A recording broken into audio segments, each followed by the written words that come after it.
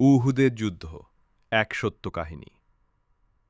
হিজরির তৃতীয় বছর মদিনার আকাশে এক অদ্ভুত উত্তেজনা ছড়িয়ে পড়ে, কারণ এক ভয়ঙ্কর যুদ্ধ আসন্ন।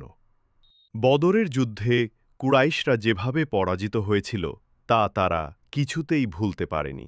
তাদের সম্মান ভেঙে গিয়েছিল। তাই কুরাইশ প্রধান আবু সুফিয়ান প্রতিজ্ঞা করে, এবার তারা মদিনায় এসে বদলা নেবে। তারা ৩,০০০-এরও বেশি সৈন্য নিয়ে মদিনার দিকে রওনা দেয়। সঙ্গে ছিল ২০০ অশ্বারোহী, ৭০০ বর্মধারী সৈন্য। এমনকি তাদের নারীরাও এসেছিল মুসলমানদের উত্ত্যক্ত করতে এবং যুদ্ধ উস্কে দিতে। নবীজির পরামর্শ।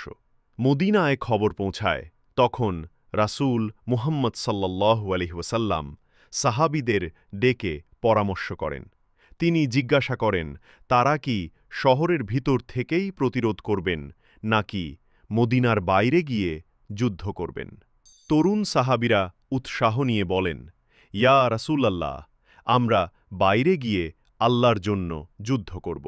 অবশেষে সিদ্ধান্ত হয়, মুসলিম বাহিনী মদিনার উত্তরে উহুদ পাহাড়ের পাশে গিয়ে যুদ্ধ করবে। যুদ্ধের শুরু ও প্রথম বিজয়।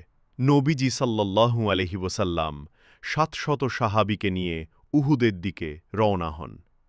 তিনি ৫০ জন দক্ষ তীরন্দাজকে পাহাড়ের ঢালে একটি নির্দিষ্ট জায়গায় রেখে নির্দেশ দেন, আমার আদেশ না পাওয়া পর্যন্ত কেউ এখান থেকে নড়বে না।